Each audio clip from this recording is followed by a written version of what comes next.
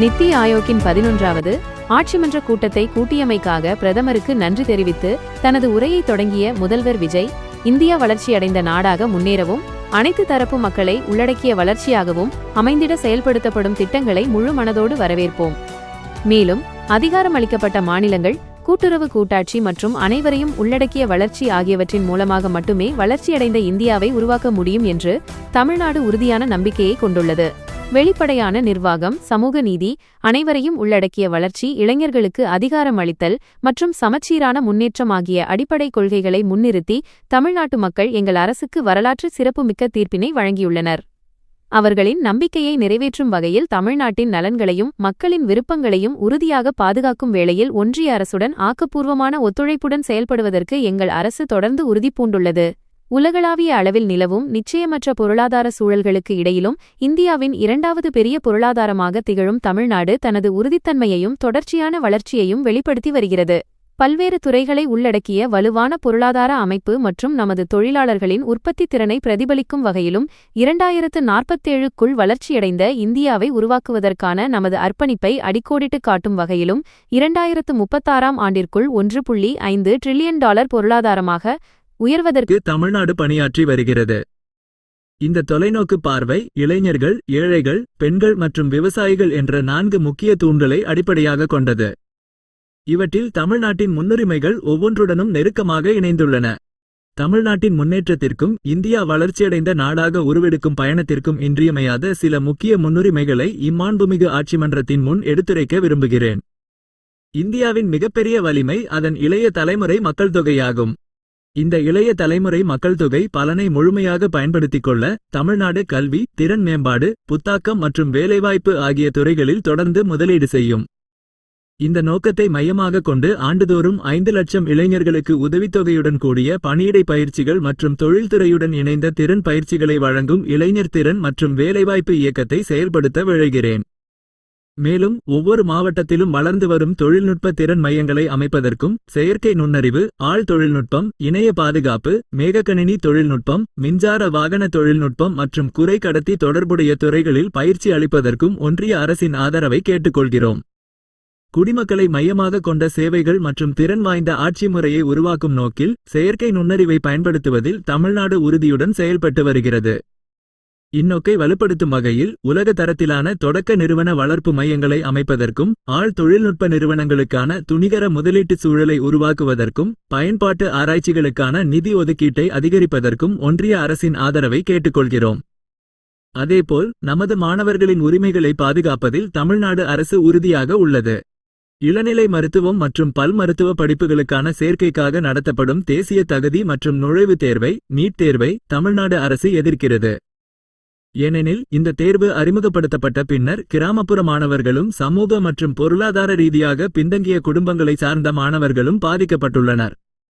எனவே மேற்கண்ட சூழ்நிலைகளை கருத்தில் கொண்டு மருத்துவம் மற்றும் அறுவை சிகிச்சையில் இளங்கலை பட்டம், பல் மருத்துவம் மற்றும் அறுவை சிகிச்சை இளங்கலை பட்டம் மற்றும் ஆயுர்வேதம், யோகா, யுனானி, சித்தா மற்றும் ஹோமியோபதி மருத்துவ படிப்புகளில் மாநில ஒதுக்கீட்டின் கீழ் உள்ள அனைத்து இடங்களையும் 12ஆம் வகுப்பு பொதுத் தேர்வு மதிப்பெண்களின் அடிப்படையில் மட்டுமே நிரப்புவதற்கு தமிழ்நாடு அரசுக்கு அனுமதி வழங்குமாறு கேட்டுக்கொள்கிறேன்.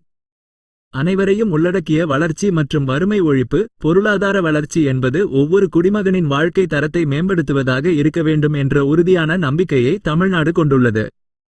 அதனை முன்னிறுத்தி எளிதில் பாதிக்கப்படக்கூடிய குடும்பங்களை அடையாளங்கண்டு அனைத்து நலத்திட்டங்களையும் ஒருங்கிணைத்து நிலையான வாழ்வாதார வாய்ப்புகளை உறுதி செய்யும் வகையில் வறுமையற்ற தமிழ்நாடு இயக்கம் என்ற ஒன்றையும் எங்கள் அரசு முன்மொழிகிறது. மேலும் அனைவருக்கும் வீடு என்ற கனவை நிறைவேற்றுவதற்காக ஒன்றிய அரசின் நிதி உதவியையும் அன்புடன் நாடுகிறேன். உயர்தர மருத்துவ சிகிச்சையை மேலும் வலுப்படுத்தவும், உலகத்தரம் வாய்ந்த மருத்துவ கல்வியை வழங்கவும், தரமான மருத்துவ சேவைகள் மக்களுக்கு எளிதில் கிடைத்திடவும் தமிழ்நாட்டிற்கு 2வது எய்ம்ஸ் மருத்துவமனையை கோயம்புத்தூரில் அமைக்க அனுமதிக்குமாறு கேட்டுக்கொள்கிறேன். இதற்கு தேவையான நிலத்தை மாநில அரசு வழங்கும். தமிழ்நாட்டின் வளர்ச்சி பயணம் என்பது பெண்களை மையப்படுத்தியே அமைந்துள்ளது. அவர்களுக்கு அதிகாரம் அளித்தல் என்பது வெறும் சமூக நோக்கம் அல்ல, அது ஒரு பொருளாதார அவசியமாகும். பெண்களின் கல்வி, சுகாதாரம், பாதுகாப்பு மற்றும் பொருளாதார முன்னேற்றத்தில் தமிழ்நாடு குறிப்பிடத்தக்க முன்னேற்றத்தை எட்டியுள்ளது. மேலும் மகளிர் சுய உதவிக்குழுக்கள் சமூக வளர்ச்சி மற்றும் சமூக பொருளாதார மாற்றத்திற்கான வலிமையான கருவிகளாக திகழ்கின்றன. இந்தியாவில் தொழிற்சாலைகளில் பணிபுரியும் பெண்களில் 42 விழுக்காடு பெண்கள் தமிழ்நாட்டில் உள்ளனர். பெண்களின் பாதுகாப்பை மேலும் வலுப்படுத்தும் நோக்கில் சிறப்பு பெண்கள் பாதுகாப்பு பிரிவுகள், பொது போக்குவரத்தில் அவசர கால நடவடிக்கை அமைப்புகள், உருவாக்கப்பட்ட கண்காணிப்பு கேமரா வலைப்பின்னல்கள் மற்றும் ஒருங்கிணைந்த கட்டுப்பாட்டு மையங்கள் ஆகியவற்றை அமைக்க முன்மொழிகிறோம். மேலும் தொழில்நுட்பம் சார்ந்த காவல் பணிகள் விரைவான நடவடிக்கைகளுக்காக சிங்கப்பெண் சிறப்பு அதிரடிப்படை தொடங்கப்பட்டுள்ளது. விவசாயிகளை வலுப்படுத்துதலும் மற்றும் கிராமப்புற செழிப்பும் தமிழ்நாட்டின் பொருளாதாரத்திலும் கோடிக்கணக்கான மக்களின் வாழ்வாதாரத்திலும் விவசாயம் முக்கிய பங்காற்றுகிறது. விவசாயிகள் எதிர்கொள்ளும் சிரமங்களை உணர்ந்து குறு, சிறு மற்றும் பிற விவசாயிகளை உள்ளடக்கிய வகையில் 2045 கோடி மதிப்பிலான கூட்டுறவு பயிர்க்கடன் தள்ளுபடி திட்டத்தை தமிழ்நாடு அரசு அண்மையில் அறிவித்துள்ளது. நமது கடலோர மீனவ சமுதாயங்களின் வாழ்வாதாரமும் பாதுகாப்பும் சமமான முக்கியத்துவம் வாய்ந்தவை. பாக் வளைகுடா பகுதியில் இந்திய மீனவர்களின் பாரம்பரிய மீன்பிடி உரிமைகளை பாதுகாப்பதையும் அவர்களின் பாதுகாப்பு மற்றும் பாதுகாப்பான சூழலை உறுதி செய்வதையும் அவர்களிடமிருந்து பறிமுதல் செய்யப்பட்ட மீன்பிடி படகுகளை விடுவிப்பதையும் உறுதி செய்யுமாறு இந்திய அரசை நான் வலியுறுத்துகிறேன். மேலும் இலங்கை மற்றும் பாகிஸ்தானில் சிறைபிடிக்கப்பட்டுள்ள தமிழ்நாட்டு மீனவர்களை விடுவிக்கவும் அவர்கள் தங்கள் குடும்பத்தினரிடம் பாதுகாப்பாக திரும்புவதை உறுதி செய்யவும் தூதரக நடவடிக்கைகளை விரைந்து மேற்கொள்ளுமாறு கேட்டுக்கொள்கிறேன். தமிழ்நாட்டின் 1076 கிலோமீட்டர் நீள கடற்கரை பகுதி அடிக்கடி புயல்கள் மற்றும் வெள்ள பேரிடர்களால் பாதிக்கப்படுகிறது.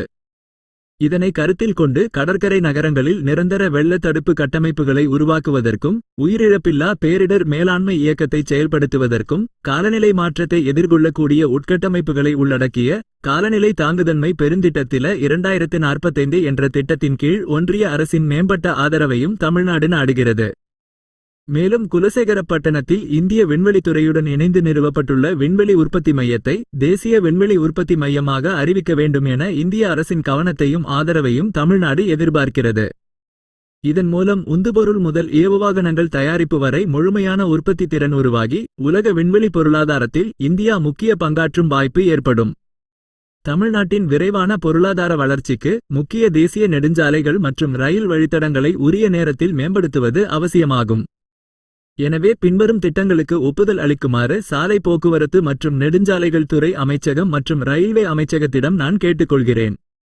ஜிஎஸ்டி சாலையின் செங்கல்பட்டு முதல் திருச்சி வரையிலான பகுதியை 6 வழிச்சாலையாக மேம்படுத்துதல், திருச்சி பஞ்சப்பூர் ஜியபுரம் கரூர் பகுதியை 6 வழிச்சாலையாக மேம்படுத்துதல், கரூர் கோயம்புத்தூர் பகுதியை 6 வழிச்சாலையாக மேம்படுத்துதல், மாதவரம் சோழவரம் இடையே உயர்த்தப்பட்ட வழித்தடம் அமைத்தல், சென்னை முதல் கன்னியாகுமரி வரை அதிவேக ரயில் வழித்தடம் அமைத்தல், எண்ணிய இணைப்பு வசதியை பொறுத்தவரை தமிழ்நாட்டில் பாரத் நெட் 2ஆம் கட்டத்திட்டம் சுமார் 97% நிறைவடைந்துள்ளது.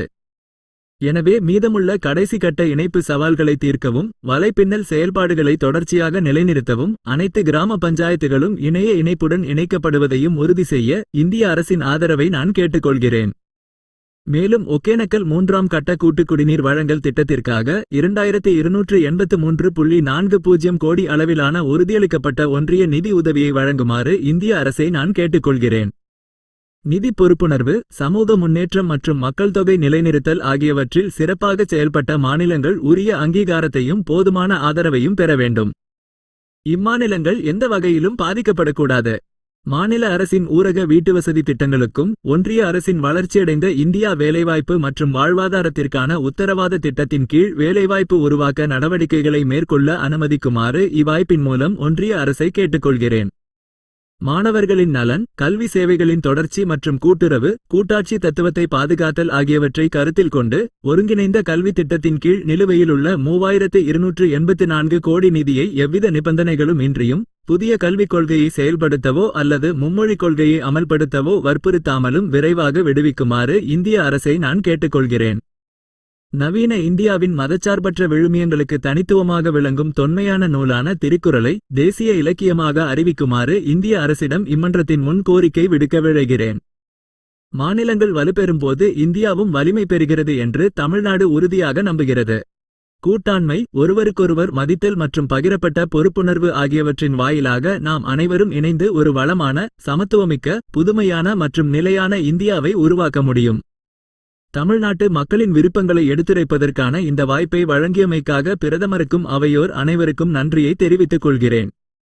இவ்வாறு தமிழக முதல்வர் விஜய் தனது நித்தி ஆயோக் கூட்டத்தின் உரையில் கூறியுள்ளார்.